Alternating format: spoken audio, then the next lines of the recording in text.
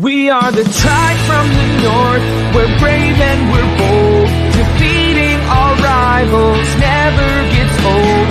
Making our way to the Big Sky Conference. Watch out, 'cause here comes the silver and gold.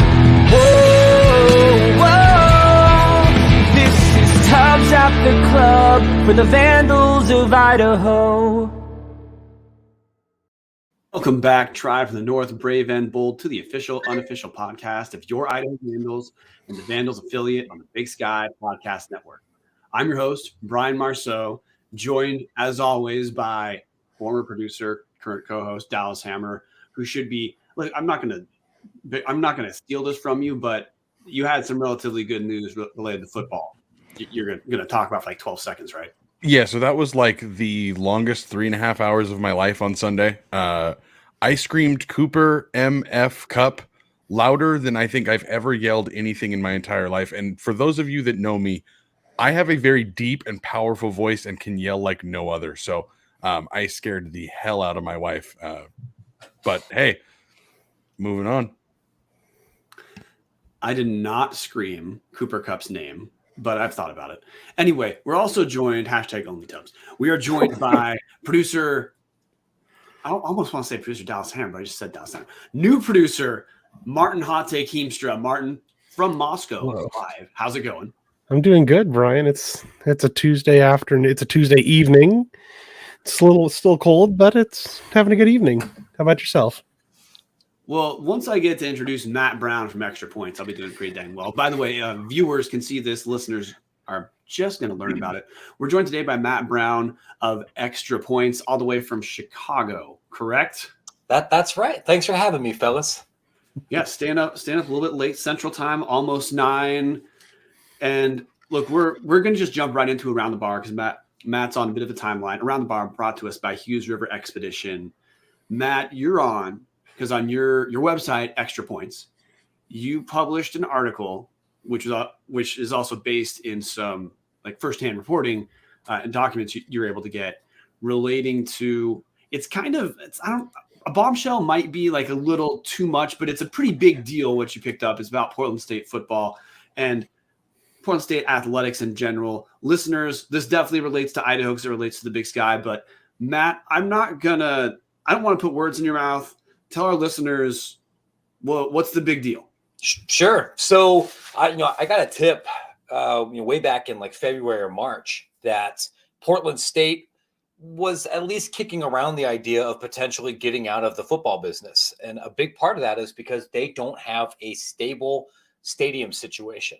I heard that they had retained the services of a consulting company to be able to give them some benchmarking data and walk them through, what you would need to do in order to have a strong, high functioning football program at the Big Sky level, and really a high functioning Division I athletic department, because Portland State, with a few exceptions, has really struggled in Big Sky play.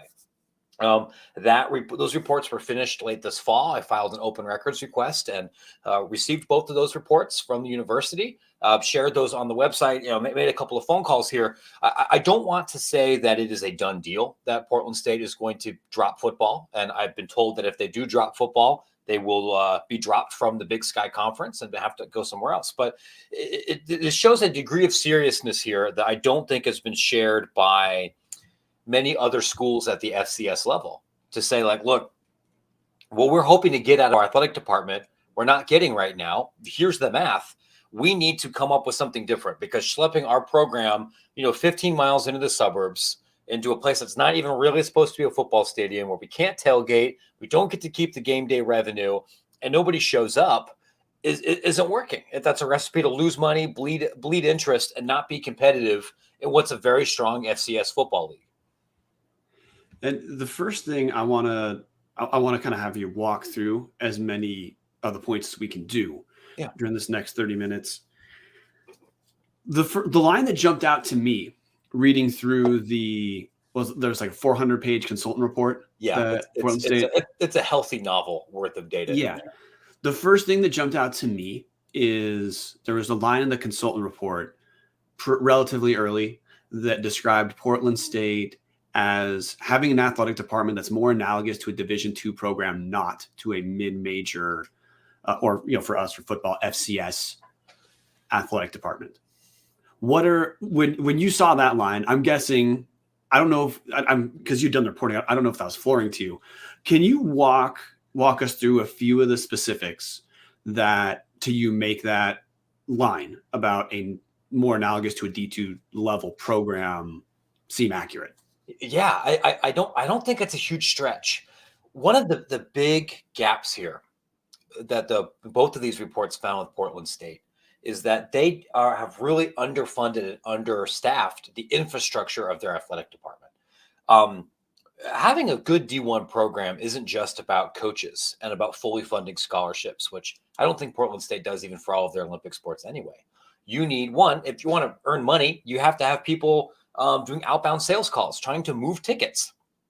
And you need to have people that are engaged with trying to chase down sponsorship money or to develop your multimedia rights, which is different from your tier one like television, the deal that they have with ESPN Plus. But selling billboards in Portland and selling signage at their basketball games and those kind of things, that actually takes time.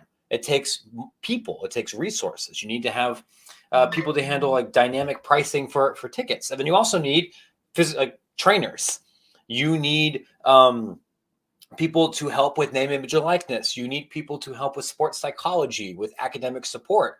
And Portland State has never really funded any of that other stuff to the level of even a median Big Sky institution, to say nothing of anything that's a little bit higher up. So if you're not doing those things, you're not going to recruit the athletes that you need. You're not going to be able to earn the revenue that you need to be able to pay for everything else. You're always going to be behind the eight ball.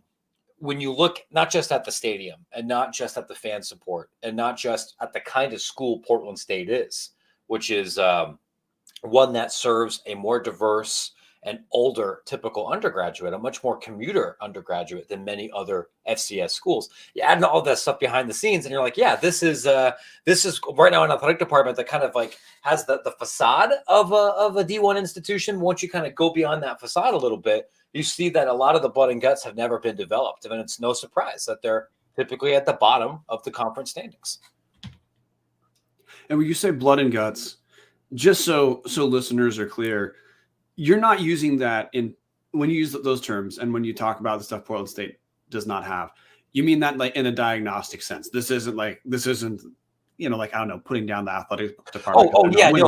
You're saying they're missing foundational pieces that if you're an average D1 athletic department, you should expect these not only to be present, but them to be fully operational. Yeah, thank you for that. Like this is not me being pejorative. I don't think that, Portland State necessarily has bad coaches or anything, but this is something that I've seen a lot in my publication. I track this kind of thing with mid and low major schools where you decide, okay, we want to be a D1 school.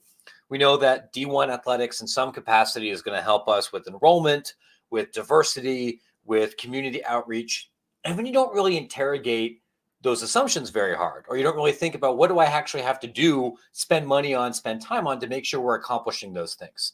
We saw this with Hartford and their kind of messy exit with out of the America East. We've seen this with UC Riverside, with Eastern Washington, with Wright State, not far from where I grew up in Ohio, a bunch of these other places. And that's kind of what's happening here. So if anything, I would credit this administration for spending the money and being unafraid to ask itself maybe some of these unpleasant questions. And now realizing, well, what is it that we want to do? Because if you do want, forget just competitiveness. If you want to have a program that really builds a fan base and has a positive stadium experience, you have to have some of these back-end infrastructure things ready to go. I don't think you can hope that you pay $150,000 to a coach and you catch lightning in a bottle and make the playoff and that changes all your problems. That's generally not how sports works at this level. Are there, let's say you're making a list of, I don't mean in like an exact sequential list, but other than some of the other things you've referenced, which again, for listeners, the things Matt referenced earlier, those are absolutely basic facets that are not present in the Portland State Athletic Department. In your mind, other than the stadium, which is a huge deal, I talked about this or wrote about this back when I wrote for the Montana Mint and did their newsletter, that Portland State potentially could do a football stadium where they partner with Portland Public Schools. It would cost $50 million, and they wouldn't even get to have the stadium completely as their own. Yep. Which, just bring that up for, that's a huge deal to not even to spend $50 million and the place isn't even your own. Never mind, no one says they have $50 million to spend on it. But other than that huge, almost immovable thing, what are, let's say, 3 or 4 other big obstacles that Portland State at least is beginning to confront based off having this report? Yeah. I mean, it's hard to overstate the stadium alone, right? Because not only does that present barriers to how good your football program can be, that limits how well you can fundraise. That limits how well you can generate revenue from your actual game. So that's selling tickets or getting concession revenue or parking or any of those other things. And it also limits your ability, I think, to provide a unified vision for your athletic department, which you need for donors. You know, one of the things that I think was actually an opportunity with Portland State is, even though you have a undergraduate student body and an alumni group that may not have had a really tight connection to the athletic department when they were there, right? I want to say the average age of a Portland State student is like 26. It's different from, you know, Weber State. It's different from you know, some Southland type kind of schools. But Portland's growing, and there's a lot of corporate money in Portland, and there's a lot of institutional money in Portland. But if you are a foundation or a business, do you want to give $200,000 to an athletic department when you're not necessarily sure what their strategic vision is? No, and they don't even have a permanent athletic director right now. So beyond the stadium, right, you got to decide, are we going to commit to football or not? And I think, honestly, I think that's a decision you need to make as a school before you hire an AD, because they're not offering $500,000 for this AD job. I don't even think they're offering $300,000. So no one's going to want to take a gig where you don't know your president's going to be there in 3 years, and you don't know if the school is going to be super committed to football. And also, you're not making huge money, and you want somebody that's been an AD before. So in order to get the right, like, senior administrative leader, you got to figure that stuff out. I think at a much more granular level, this is an athletic department that would benefit from more athletic trainers.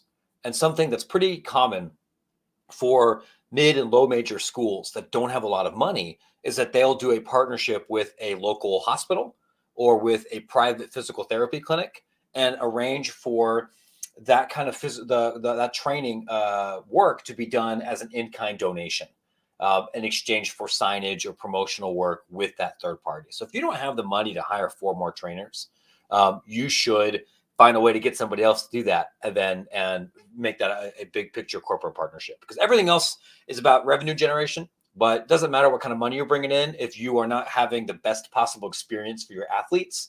And the best way to do that, like, the first thing is to make sure they're healthy and to make sure they're able to play their entire career. And that means having somebody who knows how to do something besides just tape them up. You know what I mean? Yes. So follow up, we're eventually going to transition to this relating to the Big Sky itself and University of Idaho. But the report gave, I think, 5 potential recommendations for what Portland State can do in relation to both football and sports in general. Portland State, the final 3 in the report, I believe you think are probably less likely. Those final 3 are going Division II, going Division III, or eliminating sports altogether. Is it correct to say, based off your understanding, those are probably less likely scenarios at this point? Yeah, I would honestly be blown away if they dropped out of sports completely. Not only did Collegiate Consulting, which is the third-party firm that put together the 400-page document, you also had a separate committee, I think one of the future of sports at Portland State, that included like faculty athletic reps and regents and other stakeholders, and they said the same thing. Dropping to Division II or Division III, honestly, doesn't get rid of a lot of your cost problems. You might be able to continue with this crappy stadium, but you still have to have coaches. You still have to have trainers. You still have to have many of these other costs. But now your ability to raise money has gone completely kaput. And Portland State doesn't need to boost enrollment. Like, that might be something that you would consider if you're Linfield, or if you're I don't know, some school with 3,000 students. Portland State's pretty big. There's not a shortage of getting people to enroll as commuter students. So none of that makes sense, especially because I don't know if you guys have looked at the kind of schools that are Division III. It's pretty unusual for a public school, especially a public school with more than like 6,000 students, to compete at that level. The schools like Portland State don't The Division III schools look more like Vassar or Oberlin or Kenyon or these small liberal arts colleges, not more urban commuter schools. So you have a hard time finding people to play. I think that the realistic things that are really being considered here are, do we continue the status quo? Do we remain a member of the Big Sky? Do we remain a member of Division I? And if we're going to do that, we owe it to our football program and our athletic department to find a permanent stadium solution. And that's going to cost money. And we're going to have to spend money to make money. Or we decide we can't do it. Real estate here is too expensive. We wanted to do the high school site, and that would have required us to spend $1 gajillion on reducing the environmental impact on like the White River and a couple other places. We can't do it. We're going to go join the WAC, or we're going to go join the Big West, and we're going to focus on volleyball or basketball. I think those are your two honest, really only choices here. And that just depends on really what people are willing to pay for. And of those two options, I'm not asking to put a percentage on any of these, because obviously that's not something you can reasonably do. But I jumped on your spaces last week when you first published this, and you described Portland State dropping football as there's a non-0% chance, as in you think people should be aware this isn't like the Eastern Washington story. A lot of that was faculty driven, based off the amount of media attention it received. And by the way, if you look through this report, Eastern, certainly everyone knows they have an athletic budget deficit they have to manage. But if you look through this report, Eastern clearly is not an underfunded Big Sky athletic department, at least for the major sports. Nope. Portland State, completely different animal.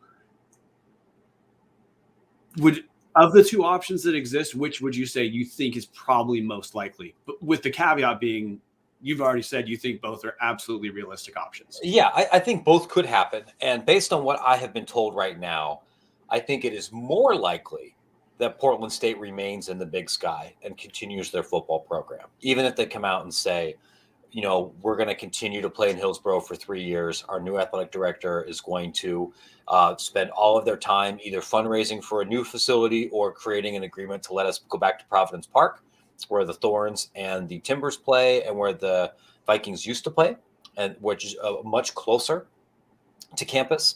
I think that is probably more likely to happen, but certainly you're right. When the Eastern Washington stuff was happening, like I wrote about it because it's still newsworthy, but there were no relevant stakeholders within that university outside of the faculty union. And honestly, probably a minority of the faculty that were pushing for this. I think it was clear that there's some big financial problems still with EWU that they haven't really solved yet. But this is something where, honestly, I think Portland State's interim, their current president, is kind of ambivalent about continuing with football. And that if you care about the status quo, folks need to change some minds involved in the Portland State community. It's definitely not zero. So, Matt, Portland State and Eastern Washington are kind of similar in the way that they're both, at best, the third most popular school athletically in their state. In Oregon, you obviously have Oregon and Oregon State. You have Washington and Washington State. They're kind of battling for that, trying to find that niche of their fan base. Is that part of what this problem is there's not enough people that care? I mean, obviously the stadium that's an awful situation, but is there enough of an actual fan base to care to help fix this problem? This is a good question. And from talking to people at the Big Sky and from around Portland State, I don't think the problem is that there's not enough people in Oregon to support more than 2 Division I institutions. It's kind of a different value proposition. It's a different experience supporting an FCS team. I'm sure that there are more Oregon fans on Portland State's campus than there are people that would self-identify as Portland State fans. But that's true, I think, in every commuter college just basically in the country. I grew up in Ohio. If you went to any Ohio school in the Horizon League and most in the MAC, you'll find more people that are Buckeye fans than there are Kent State Golden Flashes fans. Like, if you go around Texas, you go to UT Arlington, there's going to be more Longhorn fans there. It doesn't necessarily mean that UT Arlington can't function or shouldn't have an athletic program. I think that the bigger issue is not so much that they're losing potential fans to the Ducks as they are never developing a potential fan at all. And the typical student at Portland State is just not likely to engage in college football or do something else because they live at home or they have other things going on. It's a similar joke that I like to talk about with my neighborhood here in Chicago. It's in the Midwest. It's a popular kind of talk radio trope or off-season blog topic to talk about, who's really Chicago's, football team. Is it Notre Dame? Is it Ohio State or Illinois or Northwestern? And like in my neighborhood, dude, it's probably Chivas. It's probably the Mexican national soccer team. It's not football at all because of what the demographics of that area look like, and then people deciding to just pick something else.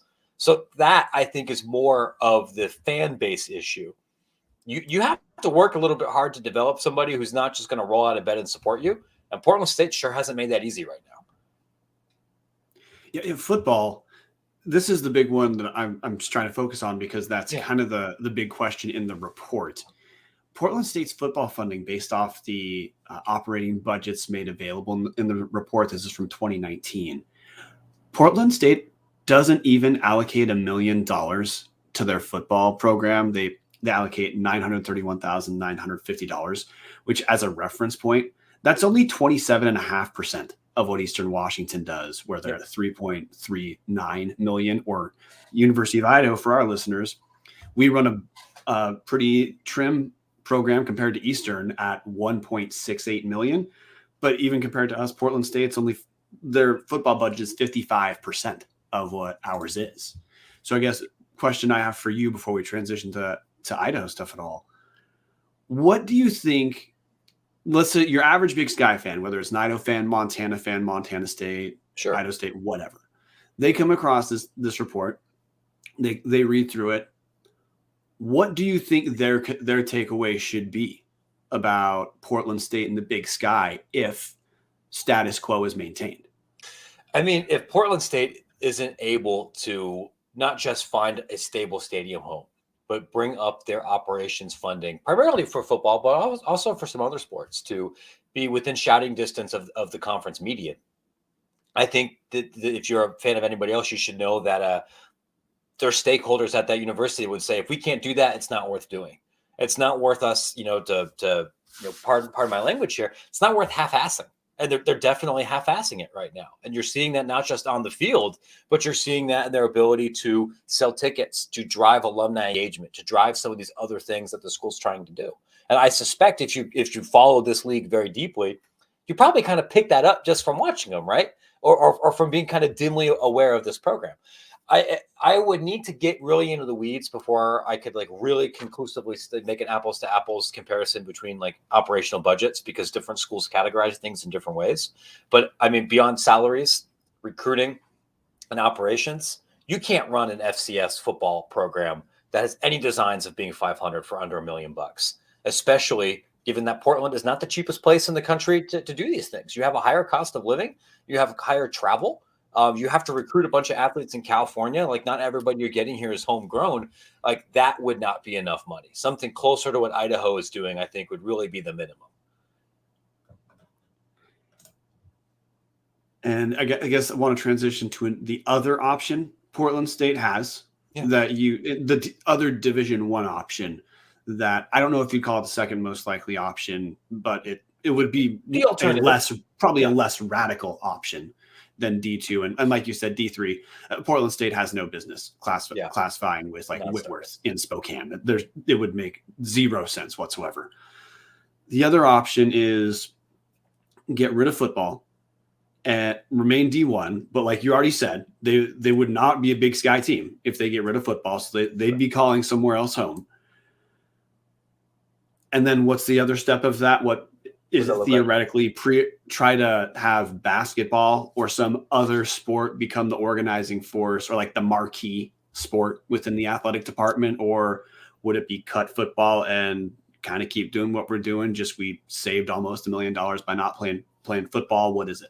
Yeah. I mean, so if I was advising this athletic department and they're saying, what if we just stop playing football and then try to do everything else we were doing? I would say that's a terrible idea. Not because I think that universities have a moral imperative to play football or not. I think you can have a great athletic department if you're Gonzaga or St. Mary's or Idaho it could look different in a bunch of different places. But again, you can't half-ass it. If you're going to drop football, and I've been told that Portland State would like to stay in the Big Sky, and the Big Sky has made it very clear that the bylaws say you got to play football. And, in a world where, I don't know, if Montana said, hey, we're dropping football, maybe you work with them a little bit because that's a bigger brand that's more important.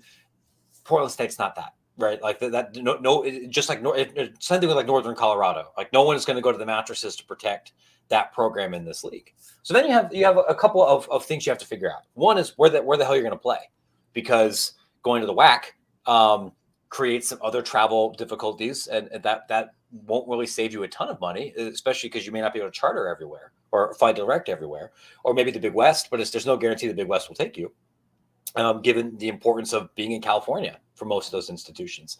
And you swing and miss on both of those, buddy, like going to the Summit League, or things get much worse. The other thing, I want to applaud you for bypassing the West Coast Conference joke. Oh, okay, come on, man. Unless Portland State's going to convert to Catholicism en masse, like I've been in this business long enough to know that's not a thing. So the other big question then is what do you want to be? And the report is saying like, hey, we actually have a pretty good basketball facility.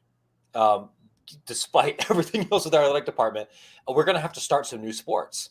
One sport that's popular on the West Coast that we could recruit relatively cheaply would be volleyball. And we can see there's places on the West Coast where you can have a men's volleyball team and bring in 3,000 people to watch. When BYU or Stanford or Hawaii plays volleyball, you can fill a big arena. Like that is theoretically possible. Soccer, very popular in the Pacific Northwest. Also not a very expensive sport operationally, despite the fact that most Division I men's soccer rosters are highly international. And you can make a Final Four as a mid or a low major. Marshall won this thing 2 years ago. Santa Clara on the women's side has been like the Final Four twice in like 3 years, I want to say. Like BYU is just in the final. Like you could do it, and you could potentially compete for championships if you make the right hire. But you're still going to have to then hire all those trainers we talked about. You're still going to have to hire the operations people. You're still going to have to build this infrastructure that's lacking. And if the whole point of having an athletic department is to do these other positive things that you're saying, you can do that with a variety of different sport layouts, but building that infrastructure is non-negotiable. And that's still going to require you to find some money. Second to last question. Matt, again, now just pretend you're talking to Idaho fans because you are. Mm-hmm. I don't mean what should Idaho fans take away. What should Idaho fans hope for out of Portland State at this point? Because just from my end, I think if Portland as a market could ever work for the Big Sky, as in actually drawing eyes, that there is value there. And it is another close school. It's a long bus ride, but theoretically busable, or it's, it has a major airport. So transportation is not as big a deal. But I can tell you from my end, reading what you published, it reinforced to me kind of fatigue at Portland State, because they have seemed like one of the schools who isn't trying, at least not trying to be D1 level. Yeah. And I'm getting, based off what you've described, I don't mean this in judgmental terms. I'm guessing you would agree that no, there's not evidence they're trying to be what you call a functional D1 program. Yep, what should an Idaho fan hopes happen to Portland State as a result of this? Yeah, that's a good question. And I try not to come in here and be like, I'm the big smart out of town reporter, and here's what this market that I don't know passionately well how to do. Right? I know I've gotten to know a lot of fans of Big Sky programs, and if you said to me, listen, I think this league is too big as it is. I would rather not have my team play games against schools that don't care. And every game that we're playing against Northern Colorado or against Portland State, we're not playing Montana. We're not playing Eastern Washington. We're not playing Weber. And if we got rid of the teams that suck and stopped caring so we can play the teams that don't suck and do care more often, my experience as a fan would be better. And if an Idaho fan told me that, I'd be like, you know what, dude, I get it. And so if you want to root for Portland State to leave, because I don't think the Big Sky would replace them, that makes sense. If you think that if this program becomes average, that presents, it's a 6-hour bus ride. You can do that in a league where you can't bus very many other places. It's a growing city. You might think that that might potentially, if they become average, could make future media deals more valuable, given that not all of the schools in this league are in major metropolitan areas. It has the capacity to become much better than it actually is right now, and could improve your sports sponsorship in other sports. Like I want to say that if they leave, the Big Sky won't have enough softball programs for an AQ.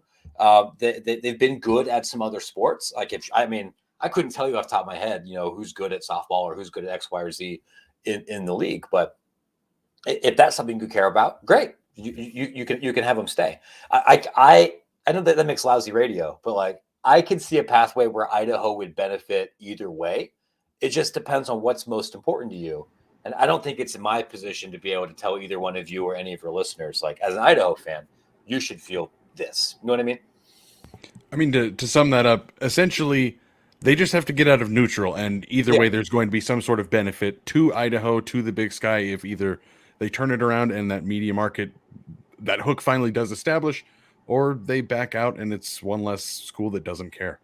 Yeah, either of those things are fine. It's time to it's time to crap or get off the pot, and I think now there's inertia forcing them to do that, because you're not in a, and you guys know this, like this isn't a league where you can just sit around and be average and not care, right? This is a high level FCS football conference with some fan bases that really care, and with a media deal and a conference office that really care, and if you're in the OVC or if you're in like the NEC or something, and this is your athletic department, like fine, but that's not where you are right now.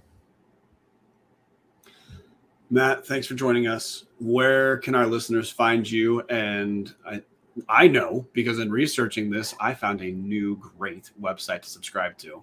So Matt, tell them where to find you. These are always my favorite questions, right? So I write Extra Points. Actually, starting next week, it's going to become a daily newsletter. I do original reporting, and I do analysis. And I dig into the business and the educational, administrative, demographic stories that shape how college sports works. You can subscribe to that for free and get 2 of those newsletters a week at extrapointsnb.com, or you can become a paying subscriber, which gives fruit snacks and granola bars to my children for just $8 a month. And that gives you access to all 5 of those newsletters. And that you can find all the FOIA work that we've done. We have athletic budgets for hundreds of schools across the country, lots of coaching contracts, a ton of FCS football and basketball game contracts, if those are kind of things that you're interested in. And look, if you want to know how this league works, or how all the stuff that shapes who's going to make the playoff or who's able to keep their coach, I think you'll learn a lot by reading Extra Points. Matt, thanks for joining us. Hey, come back next time you have your bombshell Idaho report. You know who to message first. No, you got it. If I get any Vandal news, or if I get something that's going to embarrass Boise State, I know who to call.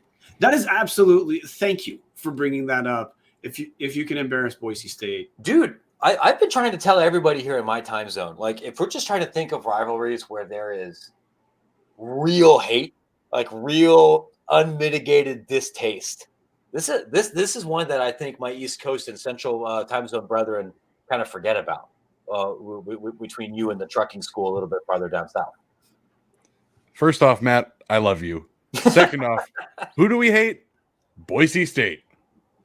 We're hearing this more and more. So thanks, fellas. I'll hopefully we get to talk again about something else later on. All right, Matt, thanks for coming on. Awesome. Thanks, Matt. So before we jump into basketball, I think we should just touch on some of the other stuff in this a little bit. And I do want to tell listeners, some of you may notice we did not have Matt ice us. Just the tone of that, producing in public, seemed like that would have been, let's call it, not smooth. So we're moving on. Big thing that I took away from this is, one, we're probably not done talking about this report, because by digging through, there's a ton of info on the entire Big Sky conference in this report, meaning it's actually reasonable to get essentially vital signs on Idaho itself by looking through Portland State's data, because Portland State's data covers Idaho. All the stats that I referenced relating to Idaho budgetary wise, that was in the scope of this Portland State report. So we will definitely be going back into this. Mm-hmm. Dallas, I want your take. You were also on the shelf for a while. What are you hoping happens here? What I hope happens is the one thing I think is actually the least realistic. If you look over if you go subscribe to Matt Brown, spend that $8, get the 483-page report that will tell you all about the stats we're about to talk about. It'll give you also a 15-page report That's just a quick little brief that was like written up by Portland State to present to the president or whoever it was.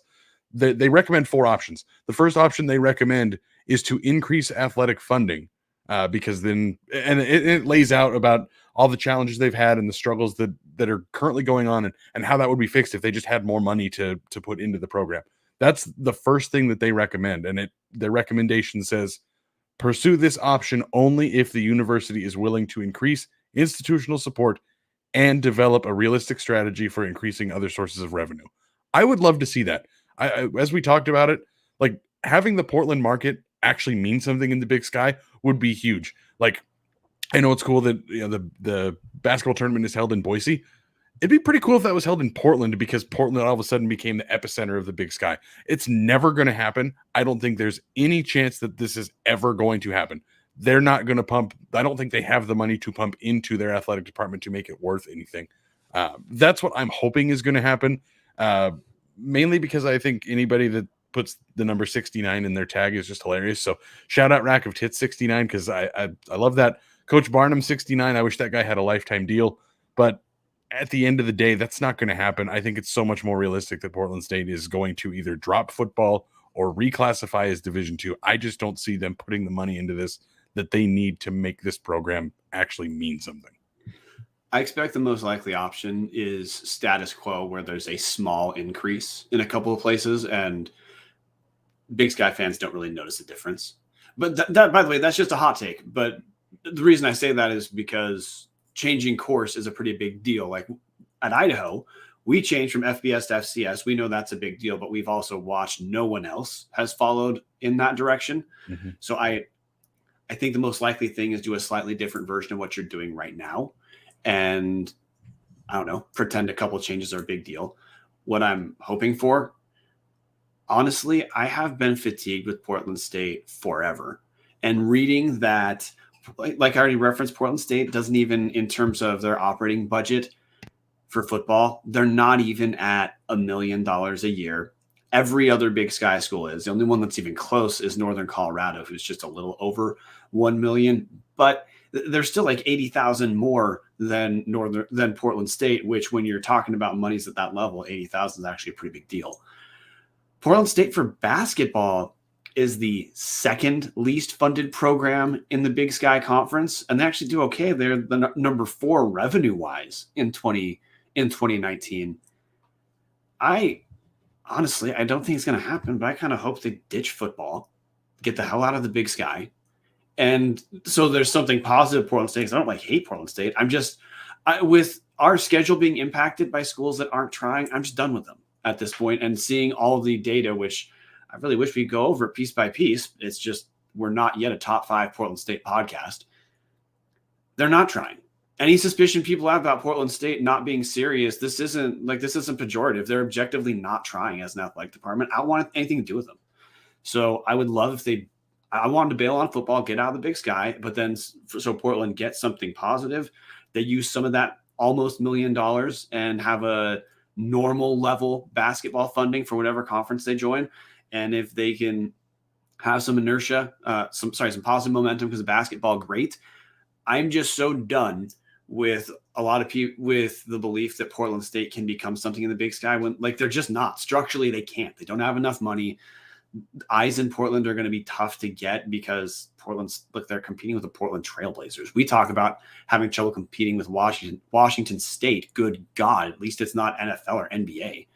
So no, man, I would like us to get down to 11 teams. Anything that lets us get rid of one team, have to restructure protected rivals to get Montana back on our schedule every year.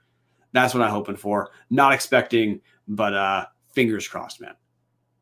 I mean, and that's the one thing that I don't think is highlighted quite enough. That I love the city of Portland. It's a weird place. That's why it's keep Portland weird.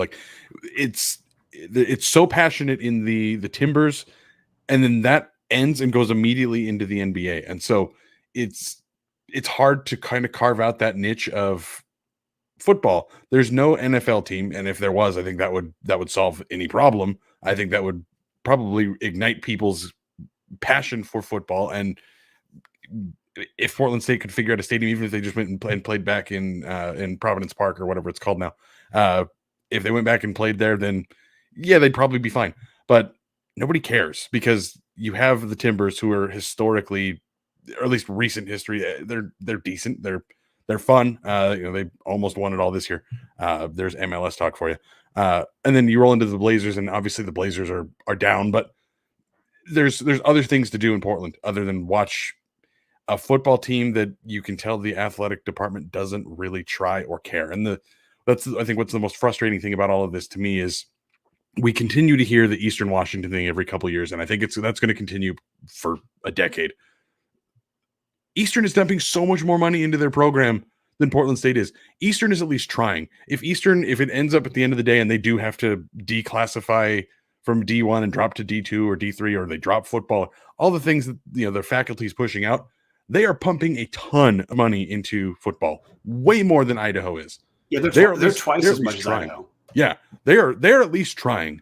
Portland State is not trying, and I think that's the most frustrating thing is they got to this point because they're kind of just stuck in neutral. So status quo is just going to be more of this, just bleh. Yeah, we're in timeline. Jesus Christ, timeline wise. Jesus, learn how to talk, dude. We're going to transition to basketball. We're not done talking about this report because there's a ton of Idaho stuff in here we have to go over, some of which relates to basketball and is horrifying. Some of which is not horrifying whatsoever. It just paints a picture of who University of Idaho actually is. But before we shift over, have to give a quick shout out to our sponsor of Around the Bar, Hughes River Expedition, run by one of our favorite Vandals, Colin Hughes. If you are looking for a great all-inclusive week-long vacation, don't look past your backyard. Venture into the largest protected wilderness in the continental U.S., located right here in the great state of Idaho. Enjoy a multi-day trip down the Middle Fork of the Salmon, the main Salmon River No Return, the Salmon River Canyons, or the Selway, and you can even check out special trips like the one to see the Perseid meteor shower. Camp on pristine beaches, run amazing whitewater, hike scenic trails, spot wildlife, soak in beautiful natural hot springs, take in the history along the river, and fish some of the most remote stretches of river in the country. You just bring your clothes. Let HRE handle the rest. Hughes River Expeditions has been Vandal owned and operated since 1976 and ready to take you on a vacation of a lifetime. What are you waiting for? Find out what it's like to grab a paddle, catch dinner, and ride the bullet all throughout the Gem State. Call them now at 800-262-1882 or check them out at hughesriver.com. I have to jump in here really quickly before you go to men's basketball. I have to apologize to Colin. None of our audio listeners are going to notice this. Martin just did a much better job of showcasing their website than I ever did. I know that putting the website up was my idea, but Martin took a B+ idea that I executed at like a D level and executed it with a solid A. So shout out Hughes River. If you guys are watching or if you guys are listening to this, just go watch the ad. Martin actually showcased the website and showed off all this great stuff. I just put up the pretty pictures and just clicked through them because I was an idiot. So anyways, sponsor talk over. Perfect. Basketball update, guys. We have 3 games to talk about because we had a COVID reschedule that took place last night. So Thursday, Idaho loses to Northern Colorado 87-70 in a game that was not close whatsoever. Mikey Dixon, by the way, that was in Moscow.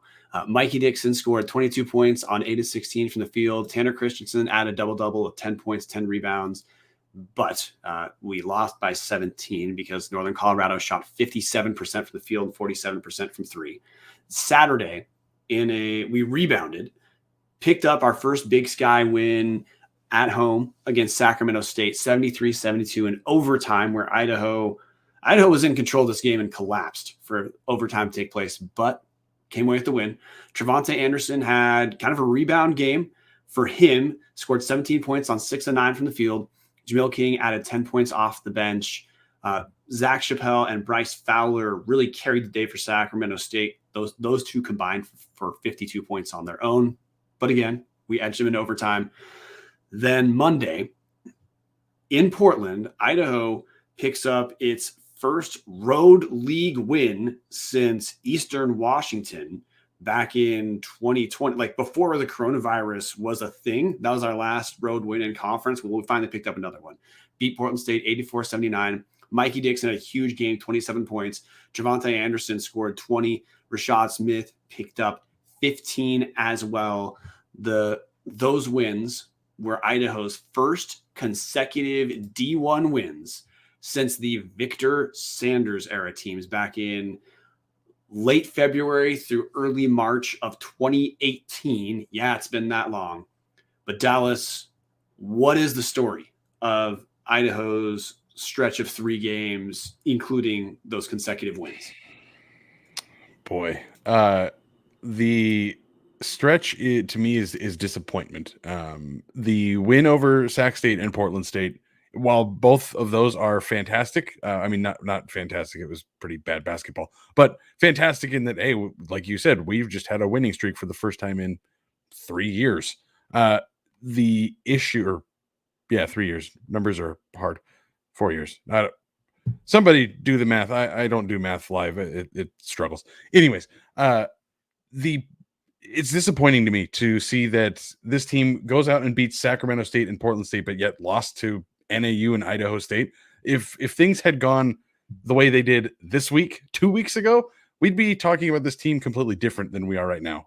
To me, it almost screams of too little, too late. Like Klaus is making the right adjustments now as we're halfway into the conference. I don't want to call players out by names, or I don't mean to call players out by names, but like a guy like Gabe Cornett didn't play at all against Portland State. His minutes have been shrinking. Like, it feels like Klaus is starting to figure out a different rotation. I know that Solly is starting, and he's not shooting like he was when he was coming off the bench, but it feels like Klaus is finally starting to make the adjustments that needed to happen to pick up some of these victories that we needed. It's just happening too late, and that's what's disappointing to me, is seeing that there are changes happening. We're seeing the bench shift, and we're just, where was this when we were slamming our heads into the wall, wondering why we were doing the same thing over and over and over and over and over again? To me, that's what the story of this arc is Idaho's making changes. Credit to Klaus, you changed the rotation up, but is it coming too late? So I'm going to drill down a little more narrow before we get to the question of, is it too late? Because look, we're on the season. Idaho is now we're 2-7 in conference. So, I mean, 2 wins help, but I mean, 2-7 in conference, no one's going to call that exactly a turnaround. We're 3-14 overall against Division I teams after these 2 wins. So obviously it didn't necessarily change everything, but the couple of things I want to talk about with these games. First, Northern Colorado was really a low point because we were coming off those consecutive losses that absolutely should have been wins to Idaho State and Northern Arizona. So off those, we had the show where we talked about, hey, we just lost a round robin to the 2 other awful teams. Then we got killed by Northern Colorado, wasn't competitive whatsoever. That was a low point for me. So look, we absolutely rebounded relative to Idaho. We won against Sacramento State. I'm not going to say that we had a great defensive outing against Sacramento State, because we didn't. But in the spirit of you're too little, too late, I'm not going to push back against that. But we are seeing some developments that, if they are persistent, could mean Idaho at least picks up some more wins this season and see the team's a little more fun. Against Sacramento State, we finally, I don't know why it took this long, finally saw some help defense for a little bit. Now, of course, with how Bryce Fowler essentially took over the second half for Sacramento State, that help defense certainly didn't last the entire game, but it was there some. I remember messaging people saying, good God, that's help side defense. Portland State, this was another game. This is just my takeaway from this team, and this is the frustration you talked about. I said in our Only Tubs chat, I also just, I live tweet the game, said on Twitter early, Idaho's better than Portland State. We should just win this game. Now, we end up winning by 5 because of scores at the end, but this was a game that we led by 13 in the first half, and then it was a tie game. Then we built up another lead and did a pretty good job of trying to lose that lead. So I'm not saying this is a big turnaround, but we are seeing some improvements for sure. Like, I mean, the offense is the last 2 games as well. Idaho made a concerted effort to get inside via dribble penetration, which is really what has started to create some open shots for guys. Like, look, if Yusuf Salih starts to hit a few of those, that's a big deal.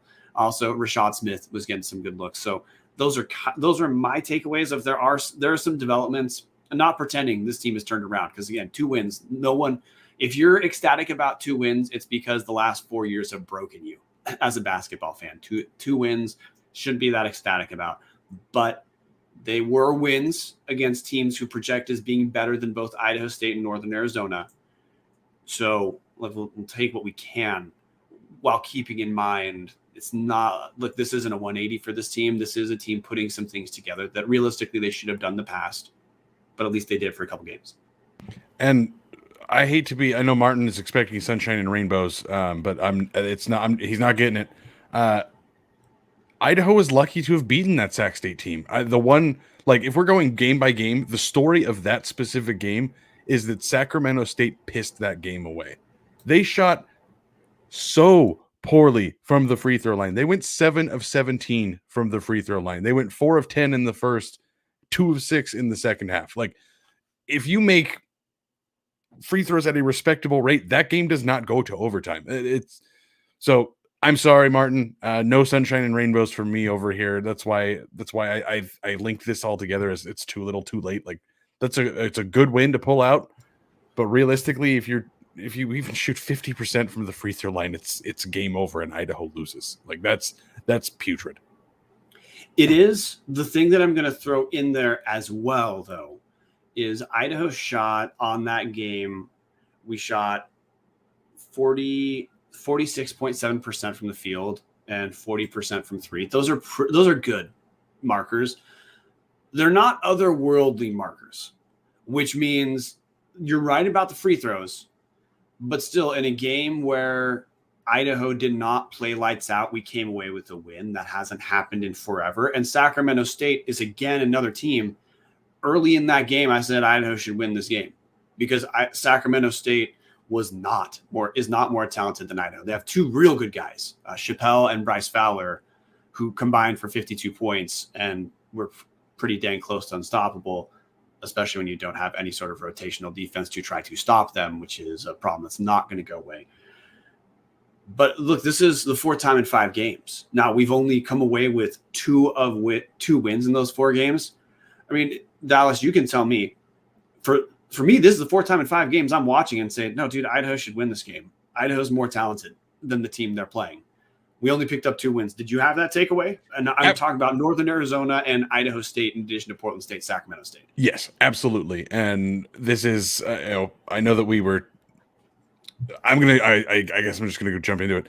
That's on the coach. It is what it is at this point. It is tough to watch this team. It feels a lot like when we watched, I don't know, the last 3 years of Paul Petrino ball, thinking there's a lot of talent on this team. This team should be better than it is. Why is this team so mediocre? Now, I'm not saying that, the basketball team is primed for a turnaround. I think they're primed for a turnaround from being complete dog shit to, they're all right. Like, I think that's where the turnaround could be, but it feels like that's the problem. Like, it is tough to watch those 4 games come out of it 2-2 and realistically feel like, there is really no reason that this should not have been 4 wins, 0 losses in those 4 games for the Vandals. Yeah, no question. And before, one of the things to close out this section, I just want to go over some league stats to give context for Idaho is. We already covered their 3-14 versus D1 teams, 2-7 in Big Sky Conference play. A couple metrics have changed. Earlier, last time we recorded, Idaho was the number 1 scoring team in conference. That is not the case anymore. We're scoring 76.3 points per game in conference, which would put us at 5th. Defensively, we're still easily the worst team, allowing 82.9 points per game. Our scoring margin is negative 6.6 points per game, which is, of course, not close to good. It's 2nd worst, but it is a cliff from the same cliff it was last week from Sacramento State, Portland State to NAU, Idaho State. That's the cliff it is right now from Idaho to Idaho State. Idaho State right now has the worst scoring margin in the league at negative 15 points per game, And keep in mind, they just beat us, so that should actually be even worse, which at this point, Idaho State would usurp our title from last year as having the worst scoring margin in the Big Sky Conference play in the 21st century, if that number holds. Our opponent's field goal percentage, and this is the problem for this team that isn't going away. Opponent field goal percentage is on average. So what teams shoot against us, they average shooting 49.4% against us, which as a comparison, the best shooting team in the league is Northern Colorado at 49.9, which means on average, Idaho is surrendering right about equal to the best field goal percentage the league has, night in, night out. Opponents shoot 41% from three against us, which, again, the comparison, the best three-point shooting team in the league is Eastern at 39%. So Idaho, night in and night out, this is our problem. Whoever we play, they shoot equivalent of the best in the league from three against us every night. That's our issue. I've heard people talk about turnovers being a problem, which, is kind of true sometimes. Idaho's middle of the pack turnovers, guys. So the takeaway, if your takeaway is Idaho's problem is turnovers, I got a problem. I got to tell you, you're just flat out wrong. We're middle of the pack, 12.3 turnovers per game at number 6 in conference. Defense is the issue. Dallas, anything you want to close out after we go cover those stats? I just wanted to give an update on those the turnovers real quick. Idaho, the turnover margin in the last 3 games against Northern Colorado was -2. Against Sac State, it was +1. And against Portland State, it was -1. Or excuse me, +1. So Idaho had less turnovers than the opponent in the 2 games that they won this week, which, it makes sense. They turned it over less. Great. But they only turned it over twice more than Northern Colorado did and got curb stomped. So the turnovers thing was a fun point to talk about last year when we were joking about, there's more turnovers than points. Woo! Like that ship has sailed. That was last year's team. This team does not have that problem. I mean, obviously you'd like to cut the turnover number down. Any team would, but you don't have that as a fallback. What you do have a fallback on is in those 3 games, Northern Colorado from 3-point, 47%. Yeah, Sac State, 46%.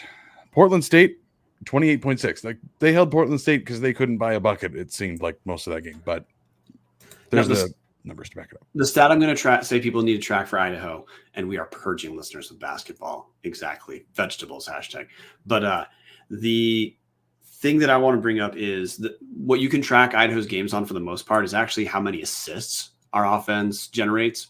Against Northern Colorado, we generated 6 total assists. That is a terrible number. In our wins against Portland State and Sacramento State, we had 13 assists against Sacramento State, 14 against Portland State. Those are much better numbers. The reason I bring that up is when we generate assist numbers like that, it means we're moving the ball. It means we have something that looks like a regular offense and we're getting efficient points. That's basketball. That's men's basketball. Martin is going to jump in. We're going to go over the week that was for the women's team. And to get everyone caught up on our women's team, who played the not exact same. They only played 2 games. Last Thursday, our women beat Northern Colorado 64-59. That game was in Greeley. Beyonce Bay had another double-double, 23 points and 10 rebounds. Tiana Johnson added 10 points and 8 rebounds. Then this is going to be rough, and I think this might be the backbreaker for hot take. Saturday, Idaho loses in overtime at Sacramento State, 76-73 in overtime. Beyonce Bay, another huge game, 21 points, 6 rebounds. She played all 45 minutes. Sydney Gandy and Tiana Johnson both had 17 points, 5 rebounds, and 3 players, Beyonce Bay, Tiana Johnson, Ellison Kirby, played all 45 minutes of this game. Hot take. What is your story of the last 2 games? Yeah, this y'all can hear me, right? I'm not pulling a Brian right now. Yeah. It was a tale of 2 different games. They kind of came out in the first game. It was more of a back and forth. It was Idaho would go on hot streaks to bring it up to 10 to 12 points, and then would just come, and I would go on streaks where they'd go 12 points, and then they'd go on cold streaks where they'd let Northern Colorado back into it bring it back in within 2, or Northern Colorado would. Is just going to be where it was more. They were consistently inconsistent is the best way to put it. They would go on streaks where they would go hot, make it to 12 points, and then miraculously go cold, and it would go, and they would lose that 12-point lead that they built up and this was in the Northern Colorado game. Sorry, I should have specified that. As of other thoughts, it was a lot closer than it should have been. Like it should not have been a 5-point win for Idaho. It should have been probably a 10 to 15-point win where you're having to rely on Ellison Kirby to be that 90% free throw shooter at the end of games, to making those shots to make sure Idaho holds on to win. And one more note before moving on, I think having these games where they have the cold streaks, this was one of the first games where I saw they were finally able to come out of those cold streaks and not stay cold the entire game.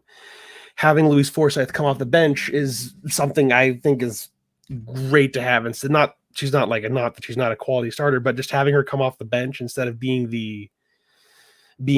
the starter. Sorry. It was just better having that kind of spark. You'd come off having that spark that can just come in and get everybody else motivated, get them fired back up and get them warmed up again. Saturday, like Brian said, it broke my heart. It was the game that made me sad. If you're in the Discord, you made me sad, Vandal Women's basketball. Hope you feel good about it.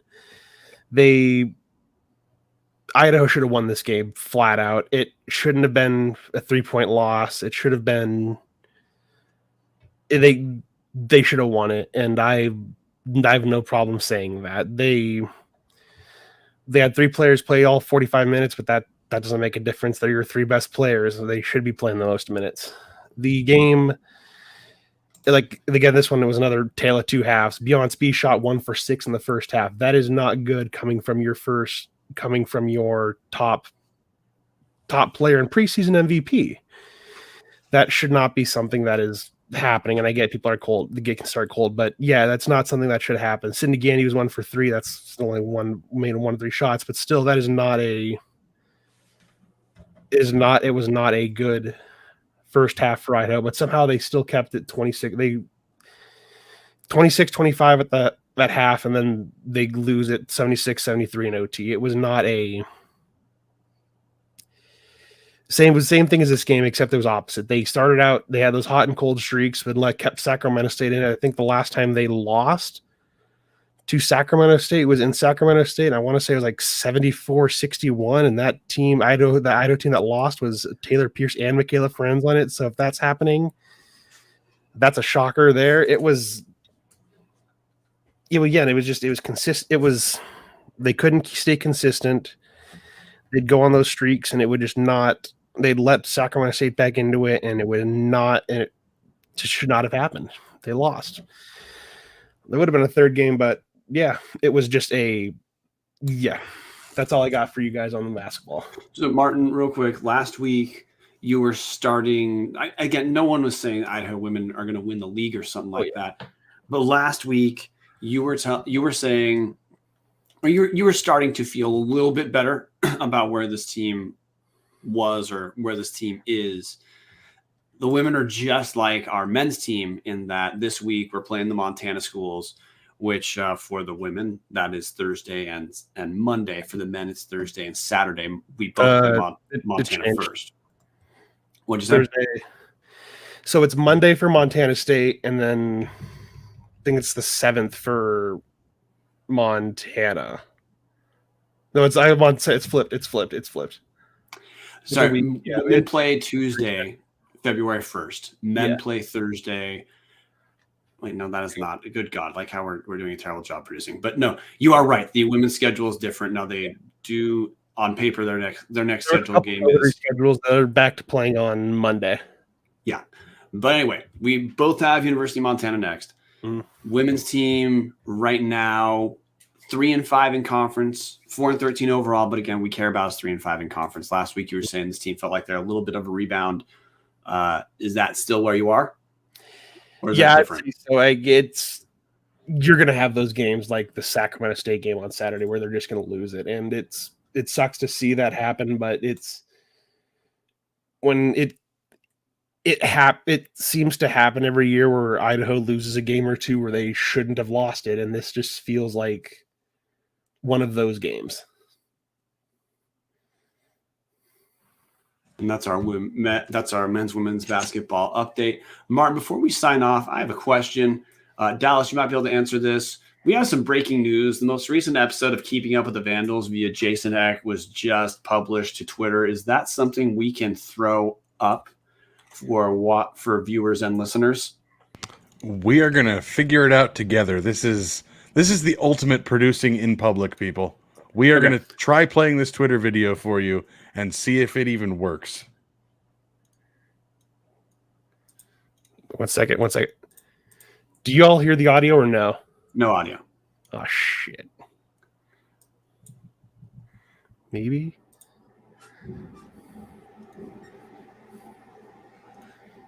I don't think we're going to get it, and I think we should just have it for next time. We should have something like this prep for next time. Yeah. Listeners, this was breaking as we recorded the show. So that would be why you got to have that 12-second experiment of radio silence. So we're going to call it a night. Like I said, men's team plays Thursday and Saturday. Women's team has a slightly different schedule. For our purposes, our recording schedule this coming week may be a little bit different because Martin, signing day is Wednesday, correct? Yes, signing day is Wednesday next week, so might be Wednesday night show. I don't know. And weirdly, football tends to be the driver, and people greatly prefer football, and they might stick around for the vegetables. That is basketball, as a Rack of Tit 69 tells us that I force people to eat the vegetables. Goddamn right I do. But our recording schedule may be different next week so that we can fit in with signing day because we naturally have football anyway, which could lead to the basketball change. We'll post on Twitter, you guys, but for sure we're going to talk about signing day next week. At this point, it's time for Kobe and Cuff to play us out. Thanks, everyone, for joining. Always remember, you can join our hashtag OnlyTubs Discord at patreon.com/TubsTheClub. Otherwise, go Vandals. Go Vandals. Go Vandals. So raise your glass and have a drink with me. Here's to the Vandals in the crowd. All just out there living the dream. Right up one and only Moscow.